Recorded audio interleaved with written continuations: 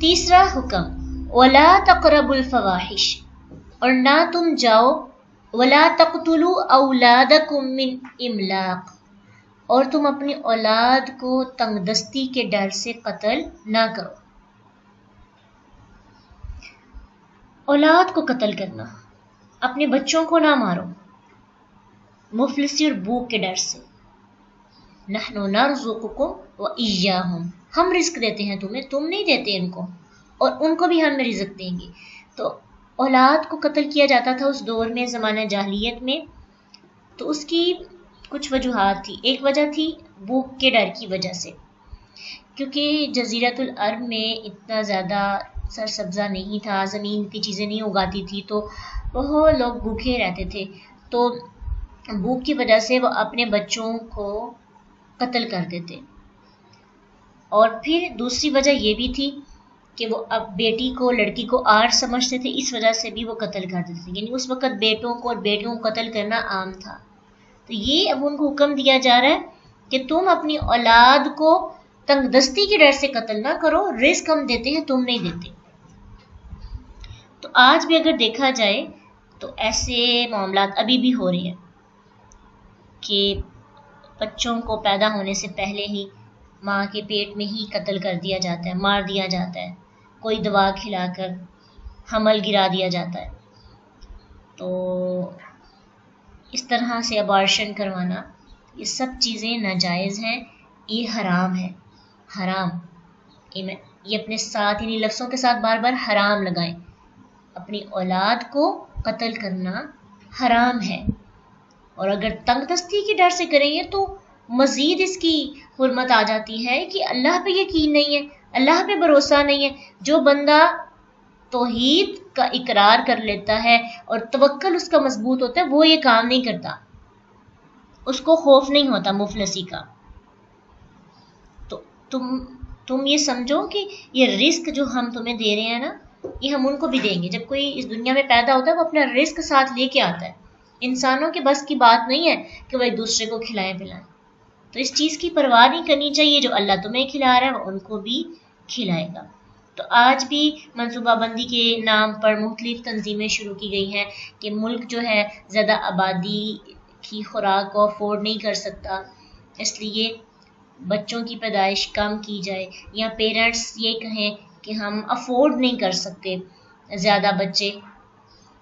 ठीक है, एक होता है जिस्मानी तौर पर, जिस्मानी ताकत नहीं है और इस वजह से आप उसमें थोड़ा सा एहतियात कर सकते हैं, लेकिन ये सोचना कि हम पैसा, यानी पैसे की वजह से या खाने पीने की वजह से बच्चों को अफोर्ड नहीं कर सकते, तो ये भी एक मायूसी है, और ये भी नस्ल को बढ़ाने में एक रोकथाम पैदा कर लेते हैं हम खुद से।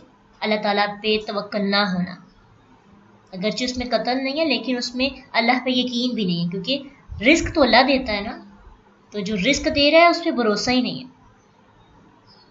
तो वला तक़तुलू औलादकुम मिन इमलाकिन नहनु नरज़ुकुकुम व इय्याहुम, ताकीद की जा रही है कि हम खुराक का बंदोबस्त करते हैं, तुम नहीं बंदोबस्त करते। हर बच्चे को अल्लाह ताला खाने के लिए एक मुंह और कमाने के लिए दो हाथ देकर बेचते हैं। तो जैसे जैसे आबादी बढ़ रही है, ज़मीन के खजाने भी खुलते जा रहे हैं, इसलिए तुम इस चीज़ की टेंशन ना लो। चौथा हुक्म, वला तक़रबुल फ़वाहिशा मा ज़हरा मिन्हा व मा बतन, और तुम बेहयाई के कामों के करीब भी ना फटको, जाहिर हो या छुपे हुए हो। फाहिश कहते हैं, फवाहिश कहते हैं खुली बुराई को, खुले गुनाहों को, ऐसे गुनाह जिसका असर दूसरों पर भी पड़े। फाहिशा खुली बुराई के लिए आता है, जैसे जना करना। ठीक है, तो जना अमूमन इसमें आता है बेहयाई के कामों में, इसलिए इसका तर्जमा यही किया जाता है कि तुम ऐसे काम ना करो, यानी बेहयाई के कामों से परहेज करो। तो ऐसे काम जो हैं, जैसे कि कौम लूत ने शुरू किया था, तो छुपकर जना करना या ज़ाहरी जना करना, दोनों इसमें आ जाते हैं। खुला गुनाह इसे क्यों कहा गया है? فواہش ویسے بھی کھلے گناہ کو کہتے ہیں، اور پھر مزید اس کی وضاحت کر دی کہ وہ کھلا گناہ چاہے چھپا ہوا ہو چاہے ظاہر ہو، دونوں صورت میں تم اس کے قریب بھی نہ جاؤ۔ تو اس سے پتہ چلتا ہے کہ گناہ گناہ ہے، بے حیائی کھلا گناہ مطلب کہ ہر بندہ اسے غلط ہی سمجھے گا، اسے اچھا کام نہیں سمجھے گا، چاہے آپ اس کو چھپ کر کریں چاہے آپ اس کو سب کے سامنے کریں، لیکن وہ گناہ ہی ہوگا، اس کو آپ نیکی کے کاموں میں نہیں لکھ سکتے، وہ حرام ہے، تو اس کے قریب بھی نہیں پھٹکنا چاہیے۔ سورۃ بنی اسرائیل آیت 32 میں بھی یہی آتا ہے، وَلَا تَقْرَبُوا الزِّنَا إِنَّهُ كَانَ فَاحِشَةً وَسَاءَ سَبِيلًا، اور نہ تم قریب جاؤ زنا کے، بے شک یہ فواحشوں میں سے ہے، بے حیائی کے کاموں میں سے ہے اور ایک برا رستہ ہے۔ تو قریب نہ جانے کا مطلب اس رستے پہ لے جانے والے جتنے بھی رستے ہیں ان سے بھی بچو، قریب بھی نہ پھٹکو، کیونکہ اگر قریب رہو گے تو ایک دن اس میں جا گرو گے۔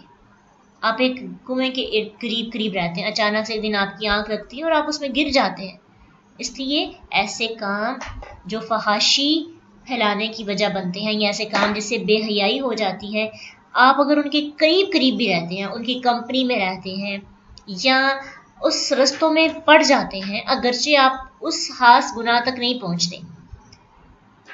عموماً لوگ کہتے ہیں نا کہ ہم نے کون سا، ہم پاک ہیں، ہم نے پاک نہیں ہیں، بس ایک تعلق بنا ہے اور اس میں وہ ہم زنا تک اور بے حیائی کے کاموں تک نہیں پہنچ رہے، لیکن جتنے بھی رستے اس تک پہنچتے ہیں وہ آپ کو کسی نہ کسی دن آپ کے ایمان آپ کا کم ہو جاتا ہے اور شیطان آپ پہ غالب آ جاتا ہے اور آپ سے وہ کام کروا لیتا ہے، پھر آپ ہمیشہ پچھتاتے رہتے ہیں۔ اس لیے ایسے رستوں کو دیکھنا بھی نہیں چاہیے، دور سے ہی ان کو اللہ حافظ کہہ دینا چاہیے تاکہ اپنے آپ کو بچایا جا سکے۔ تو یہ بھی ایک حرام ہے اور ہمارے معاشرے کے اندر یہ بھی بہت عام ہو چکا ہے۔ اب آپ نے ریسنٹلی کچھ لوگوں کو یہ سنا ہوگا کہ یہ تو ہمارا حق ہے، ہم جو چاہیں مرضی کریں، ہم جنس پرستی کو عام کیا جائے، اور اسی طرح جو شخص جس کے ساتھ جو مرضی کرے اپنی مرضی کے ساتھ زندگی جیے، اپنے جسم کو جیسا ہی استعمال کرے، اس کو کوئی روکنے ٹوکنے والا نہیں ہے۔ اللہ تعالیٰ نے اس کو اختیار دیا ہے، اگر اللہ نے اختیار دیا ہے تو پھر اللہ نے حکم بھی دیا ہے، وَلَا تَقْرَبُوا الْفَوَاحِشَ مَا ظَهَرَ مِنْهَا وَمَا بَطَنَ۔ ٹھیک ہے، تو جو لوگ ظاہری طور پہ یہ کام کریں ان کو بھی منع ہے، اور جو لوگ اس میں شریک نہیں تھے، جو لشکر باہر نکلا ہوا تھا لیکن وہ اپنے گھروں میں چھپے اس گناہ میں ملوث تھے، اگرچہ وہ اس کو غلط سمجھ رہے تھے، بہت سے ایسے بھی لوگ ہوں گے جو اس کو غلط سمجھ رہے ہوں گے لیکن خود بھی ان چیزوں کے اندر پڑے ہوئے ہوں گے، اگر ہم چھپا کے بھی وہ کام کر رہے ہیں نا، تب بھی وہ ہمارے لیے ٹھیک کام نہیں ہے۔ تو سعد بن عبادہ رضی اللہ تعالی عنہ سے نے کہا ایک دفعہ کہ صحیح بخاری اور مسلم میں ہے کہ میں کسی کو اپنی بیوی کے ساتھ دیکھوں تو میں ایک ہی بار میں اس کا فیصلہ کر دوں، یعنی ایک ہی بار میں اس کو قتل کر دوں۔ تو اللہ تعالیٰ کے رسول کے پاس جب یہ بات پہنچی تو آپ نے کہا کہ کیا تم سعد کی غیرت پر تعجب کر رہے ہو؟ واللہ میں اس سے زیادہ غیرت والا ہوں اور میرا رب مجھ سے زیادہ غیرت والا ہے، اسی وجہ سے تمام فحش کام ظاہر اور پوشیدہ اس نے حرام کر دیے۔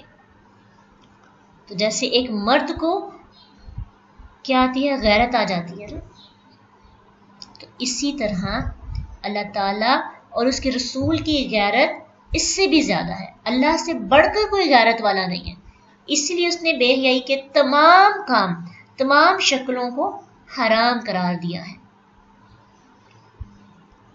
کوئی بھی کام ہو، وہ پھر زنا ہو جائے، وہ چوری ہو جائے کھلے عام، ڈاکہ زنی کرنا اور چوری کرنا، پھر لوگوں کو تنگ کرنا، جتنے بھی کام جو کہ آپ کے اندر سے حیا کو ختم کر دیتے ہیں، آپ کے اندر سے گناہوں کے لیے جو ضمیر جاگتا ہے وہ ختم ہو جاتا ہے، سب اسی میں آ جاتے ہیں۔ تو ان کاموں سے پرہیز کرنا ہے، یہ حرام کاموں میں ہے۔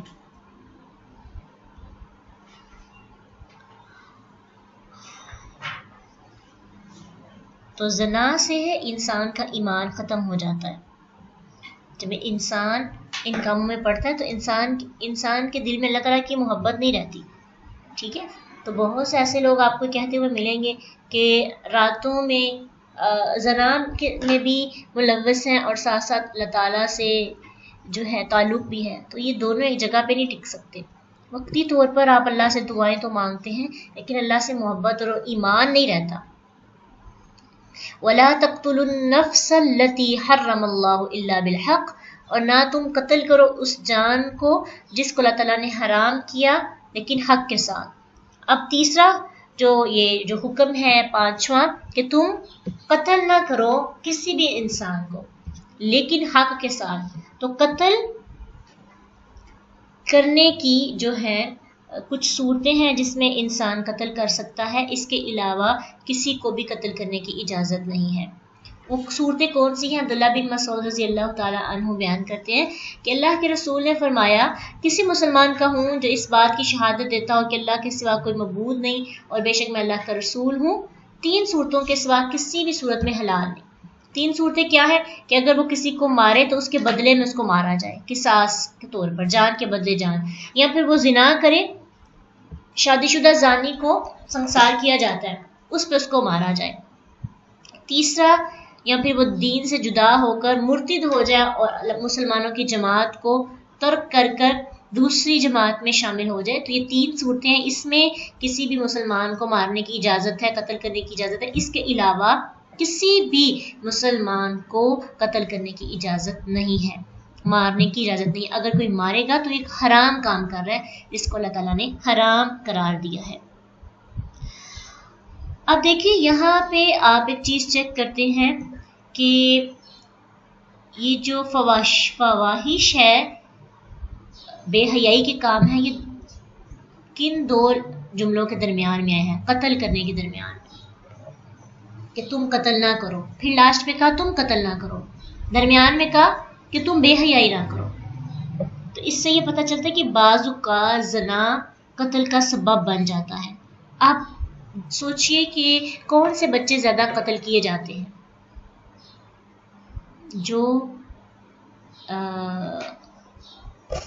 زنا کے بعد اگر کوئی بھی اس طرح سے معاملہ ہو جاتا ہے تو اس وقت قتل کیا جاتا ہے بچوں کو، ان کی پیدائش پر مار دیا جاتا ہے یا پھر ان کی پیدائش سے پہلے ان کو مار دیا جاتا ہے.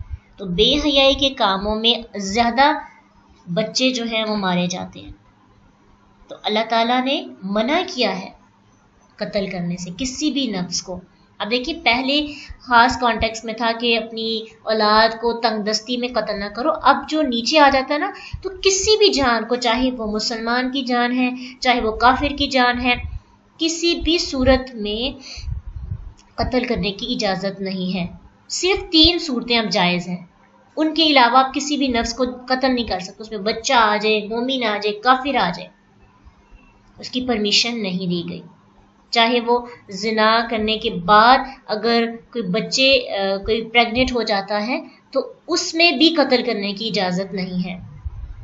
اپنے گناہوں کو چھپانے کے لیے کسی جان کو قتل کرنا یہ حرام ہے. اور ویسے بھی اگر اس وقت قتل کر دیا جائے تو یہ بے حیائی بڑھتی جاتی ہے. انسان کو پتہ ہوتا ہے کہ لوگوں کے سامنے میرا یہ معاملہ تو نہیں آئے گا، اس وجہ سے پھر یہ کام بڑھتا جاتا ہے. تو اللہ کی ہر بات میں حکمت ہے. تو اگر انسان قرآن میں آتا ہے نا وَاقْتُلُوهُمْ حَيْثُ ثَقِفْتُمُوهُمْ کہ جہاں بھی تم ان کو پاؤ تو قتل کرو.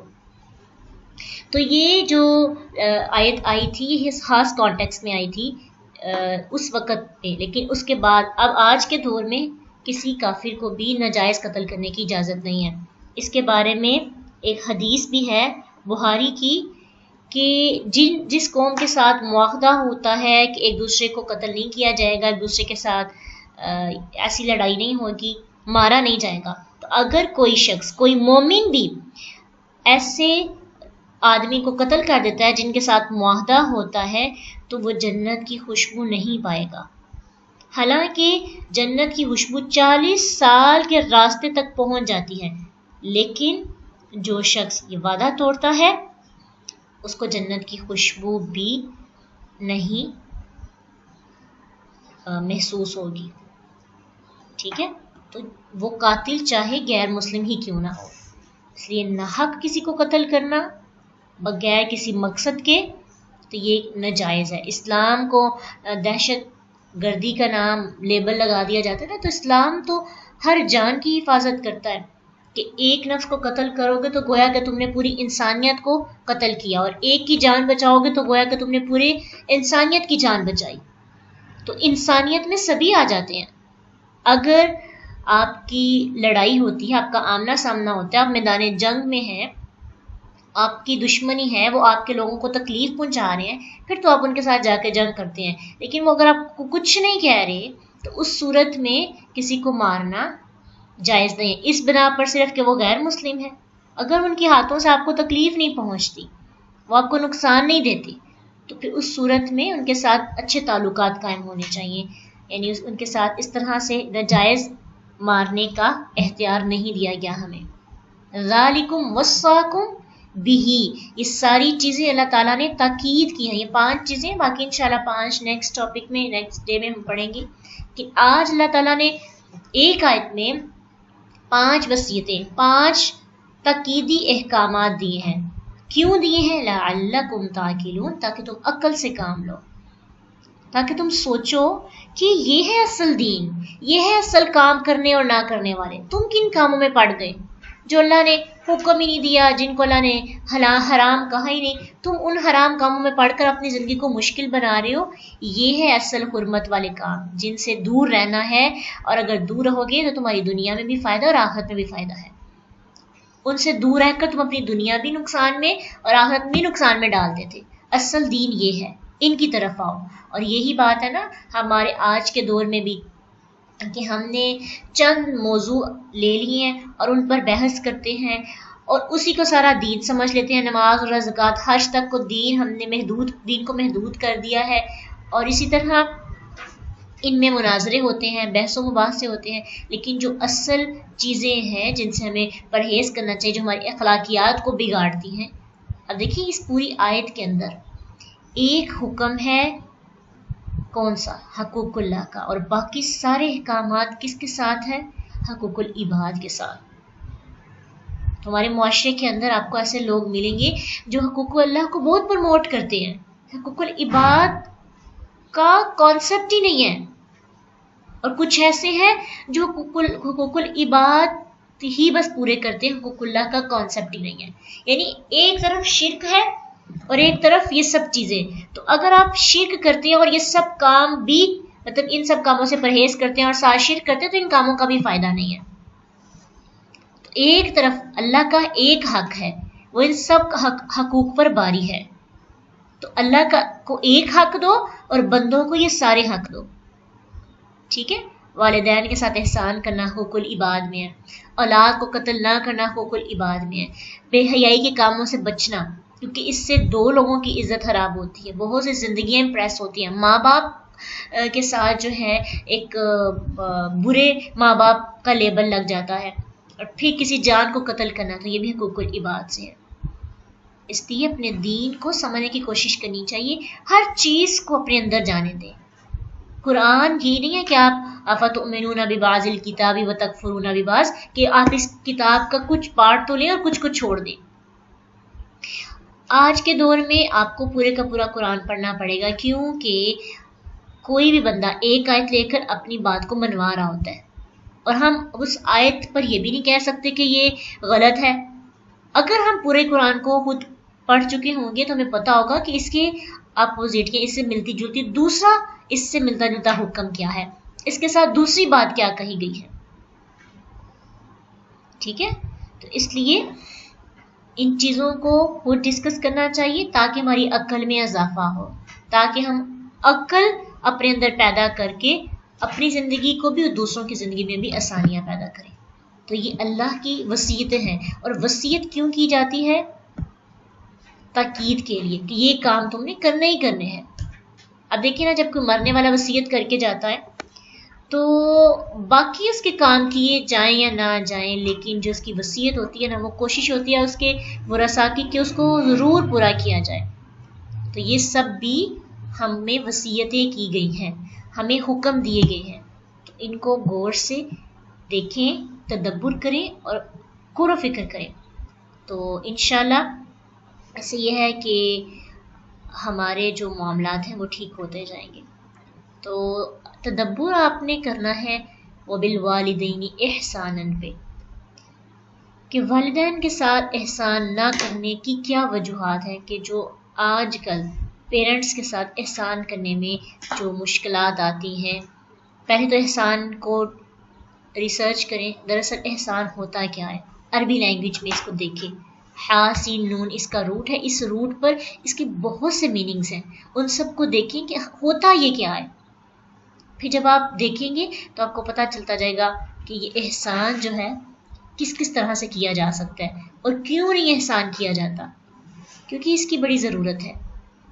اگر انسان اپنے محسن کو یاد رکھے نا، تو انسان باقی لوگوں کا بھی احساس کرتا ہے۔ جس کو اپنے پیرنٹس کا احساس نہیں نہ ہوتا، ان کی عزت کا احساس نہیں ہوتا، ان کی بات کا احساس نہیں ہوتا، تو پھر یہ ہے کہ وہ کسی کے ساتھ کیسے وفادار ہو سکتا ہے۔ جس نے تکلیف اٹھائی ہے اس کی تکلیف نہیں محسوس ہوتی۔ تو ان الفاظ پہ غور و فکر کرنا ہے، تدبر کرنا ہے، یہ آج کی آپ کی اسائنمنٹ بھی ہے۔ تلاوت سنیے اور پھر ان الفاظ پر غور و فکر کریں کہ آپ کو کیا سمجھ آئی۔ قل تعالوا أتل ما حرم ربكم عليكم ألا تشركوا به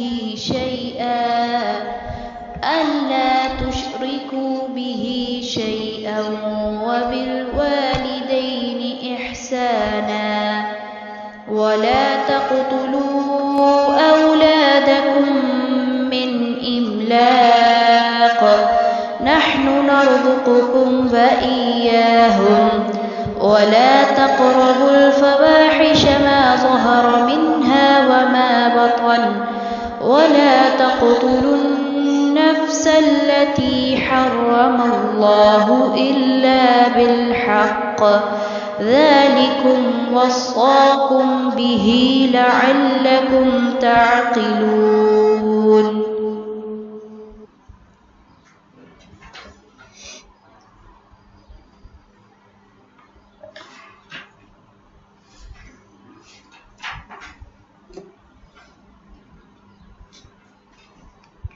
تربیت کے ڈر سے یہ قدم اٹھایا جا سکتا ہے کہ اچھی تربیت کوئی نہ کر سکے، تو یہ قدم کسی بھی صورت میں نہیں اٹھانا چاہیے کہ انسان تربیت کی صورت میں کہے کہ ہم اچھی تربیت نہیں کر سکیں گے۔ تو کیونکہ آپ 2 بچوں کی بھی تو نہیں اچھی کر سکتے نا۔ بعض اوقات ایسا ہوتا ہے کہ بچے کم ہوتے ہیں لیکن پھر بھی ان کی تربیت اچھی نہیں ہوتی۔ تو ویسے بھی زیادہ اولاد جو ہے اس کی دعا اللہ کے رسول نے اپنے ایک صحابی کو بھی دی تھی۔ تو دراصل یہ ہمارے بہانے ہوتے ہیں کہ جو ہم ایسے بچنا چاہتے ہیں۔ اولاد کا زیادہ ہونا ایک پسندیدہ عمل بھی ہے اور پسندیدہ چیز بھی ہے۔ تو یہ اچھا کام تھا، تو اس لیے جو ہے اللہ تعالیٰ نے اللہ کے رسول نے ایک صحابی کو اس کی دعا بھی دی تھی۔ وہ تربیت کے ڈر سے، اب دیکھیے نا، تربیت کا کمال بھی ہمارا نہیں ہوتا، یہ اللہ سے دعائیں کرنی پڑتی ہیں۔ تو جہاں پہ آپ 2 بچوں کی تربیت کرتے ہیں وہاں پہ آپ 4 کی بھی کر سکتے ہیں۔ تو یہ جو ہے ایک اچھا قدم نہیں ہے۔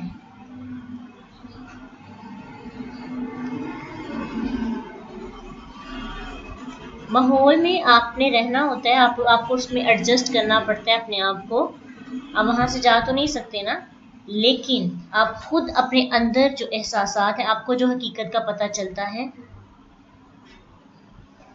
اس سے جو ہے اسے اگنور نہیں کریں۔ جب اپنے اوپر ایسے حالات آ جاتے ہیں تو پھر اس وقت کے لیے سوچیں کہ ہم نے کیا کرنا ہے۔ اب بہت سی ایسی چیزیں ہیں جس کو آپ بدل تو نہیں سکتے، اور اچھا آپ کا یہ کوشچن ہوگا شاید کہ جیسے ایسا ماحول ہے جہاں پہ بے حیائی کے کام ہوتے ہیں اور آپ کا وہاں پہ رہنا مجبوری بھی ہے، آپ اس سے دور نہیں جا سکتے، تو پھر اس صورت میں آپ کیا کریں؟ اس صورت میں آپ کو بہت بڑا جہاد کرنا پڑے گا، اس صورت میں آپ کو اپنے آپ کو بچانے کے لیے، اور آپ اس کو نا کرہن وہاں پہ رہیں، آپ طوعاً وہاں پہ نہیں رہیں، خوشی سے نہیں رہیں، مجبوری سے. یعنی آپ دیکھیں نا، جیسے کل ہم نے آیت میں پڑھا تھا کہ اتنا کھا لینا حرام، اتنا کھا لینا جائز ہے کہ جس سے آپ کا بس گزارا ہو جائے، نہ آپ کو شوق ہو نہ آپ زیادتی کریں. تو اس سے کیا پتہ چلتا ہے کہ آپ خوشی خوشی وہاں پہ نہیں رہیں، آپ ان سے کم از کم اس ماحول سے نفرت تو کریں نا، وہاں سے نکلنے کا آپ کو شوق ہونا چاہیے، وہاں پہ رہنے کی تمنا نہ ہو، اور پھر کہ حد سے نہیں گزریں، اتنا ان کے ساتھ رہیں، یعنی اتنا بیٹھیں کہ جتنا بس گزارا آپ کا ہو جائے، ان کی باتوں کے اندر یا ان کے کاموں میں انوالو ہو جانا، ان کا ساتھ دینا. ان کے کام خود نہیں کر رہے لیکن ان کا ساتھ دے رہے ہیں، کم از کم آپ منع نہیں کر رہے لیکن ان کا ساتھ بھی نہیں دیں. ساتھ دینے سے آپ ان کے ساتھ اس کام میں شریک ہو جاتے ہیں. تو آپ کی کلاس فیلوز نارملی کہیں گے، لیکن آپ ان سے ان کے اس کام سے ہمیشہ جہاد کریں. ان کے نارمل پہ آپ خود کو نہیں کہیں کہ یہ سب چیزیں نارمل ہیں. سب سے پہلے کام تو یہ بنتا ہے کہ آپ ان کے اندر رہ رہے ہیں تو خوشی سے نہیں رہے، آپ کے دل میں نفرت ہونی چاہیے اس کام کی. زبان سے پہلے تو آپ نے ہاتھ سے روکنے کی کوشش کرنی ہے، نہیں رک رہے زبان سے روکنے کی کوشش کرنی ہے، پھر بھی نہیں رک رہے تو پھر آپ نے کیا کرنا ہے؟ دل سے نفرت کرنی ہے. اگر آپ ان کے اندر رہ رہے ہیں اور آپ ان کو منع نہیں کر رہے تو پھر ہفتے والوں کی طرح ہم بھی جو ہے ہم سے پوچھ گچھ ہوگی کہ آپ نے حکم کیوں نہیں دیا تھا، آپ نے منع کیوں نہیں کیا تھا. اس لیے ارد گرد اگر ایسے گناہ ہو رہے ہوں تو ان کو ٹھیک ہے ختم نہیں کر سکتے، لیکن ان کو نفرت ان سے کی جا سکتی ہے نا.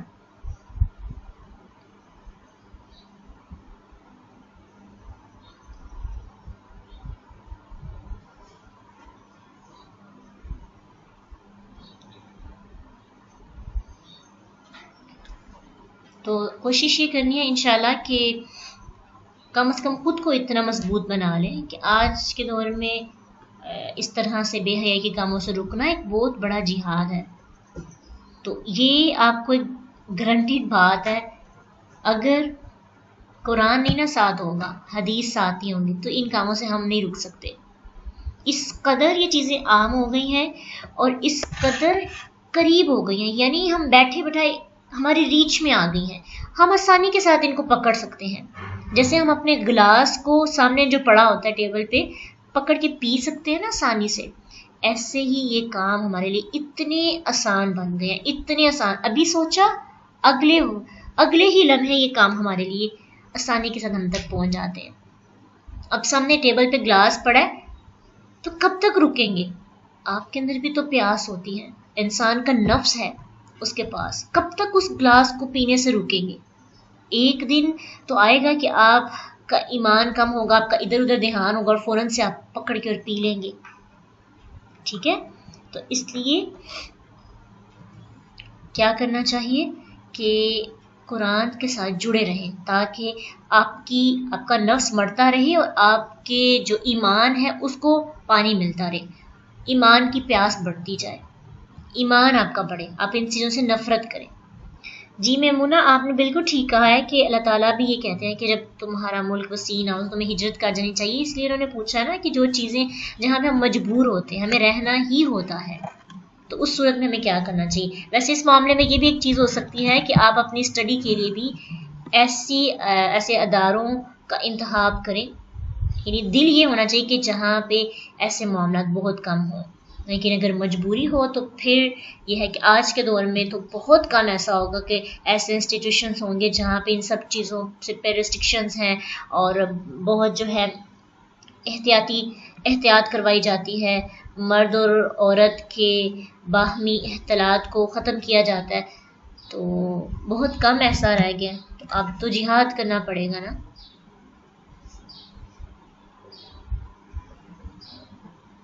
جی غلط بات کہہ رہے ہیں پیرنٹس، تو ان کے ساتھ اختلاف کیا جا سکتا ہے کہ نہیں؟ اختلاف آپ کر سکتے ہیں ایک اخلاق کے دائرے میں رہ کے، اور اگر آپ کے اختلاف کرنے سے ان کو کوئی فرق نہیں پڑتا. اور کچھ ایسے ہوتے ہیں نا پیرنٹس کے ساتھ دو طرح کے تعلقات ہوتے ہیں. کچھ پیرنٹس ایسے ہوتے ہیں جو دوستانہ ہوتے ہیں, جو ہماری بات کو سنتے ہیں اور آگے سے اپنا پوائنٹ آف ویو بھی دیتے ہیں.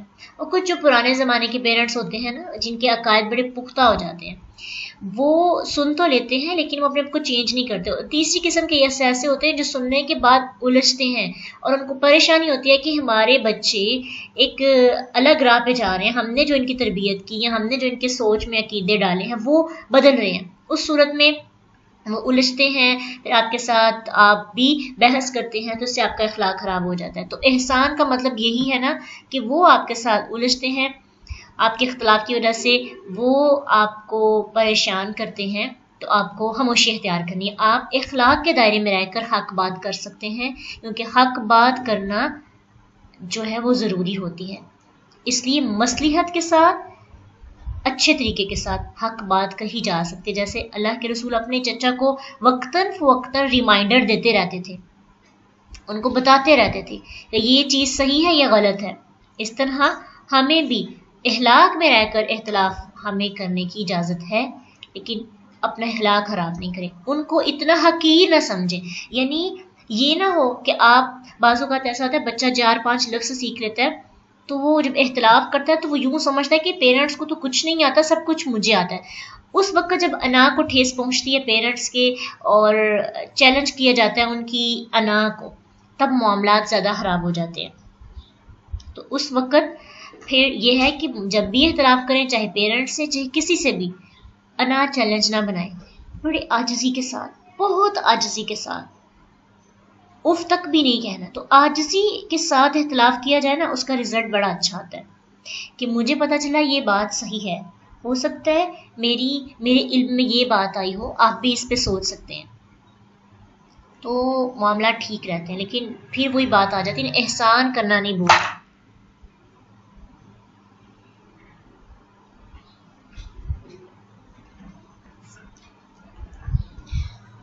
ماں باپ کی لڑائی میں سچ کا ساتھ دے سکتے ہیں یا چپ رہیں. اس میں آپ نے یہ دیکھنا ہے کہ اگر آپ کے سچ کا ساتھ دینے کی وجہ سے فساد جو ہے وہ بڑھ جاتا ہے, تو اس وقت آپ خاموشی اختیار کر لیں اور بعد میں سچ جو ہے وہ بتا سکتے ہیں. سچ بھی مصلحت کے ساتھ بولنا ہے نا.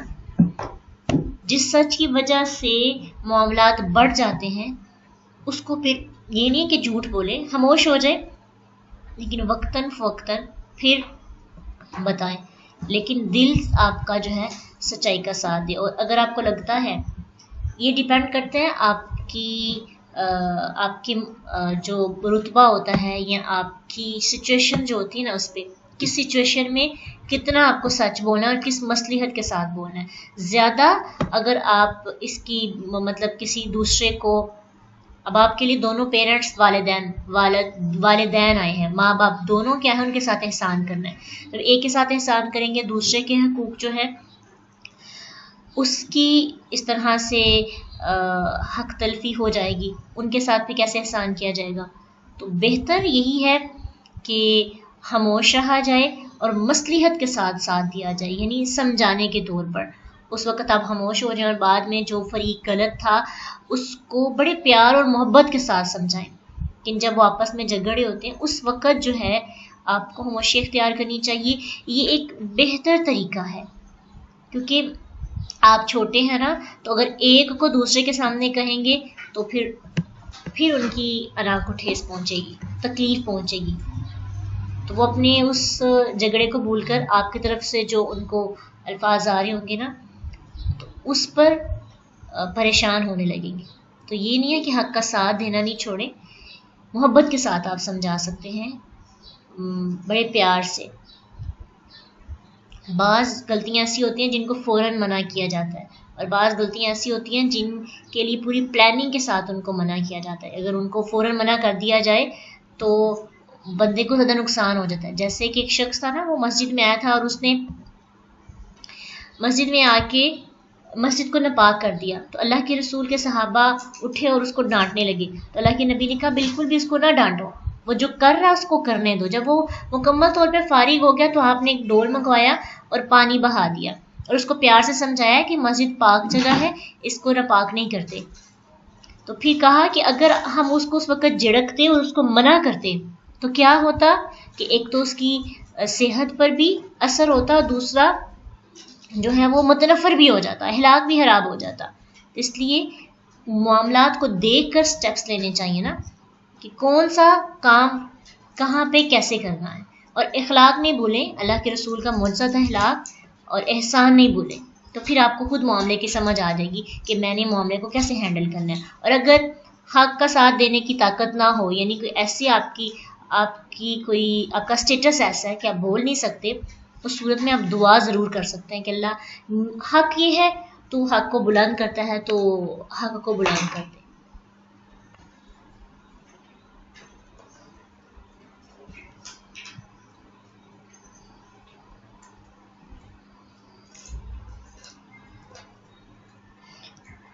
وآخر الدعوانا ان الحمد للہ رب العالمین. سبحانک اللہم وبحمدک، نشہد ان لا الہ الا انت، نستغفرک ونتوب الیک. السلام علیکم ورحمۃ اللہ وبرکاتہ. قل تعالوا أتل ما حرم ربكم عليكم ألا تشركوا به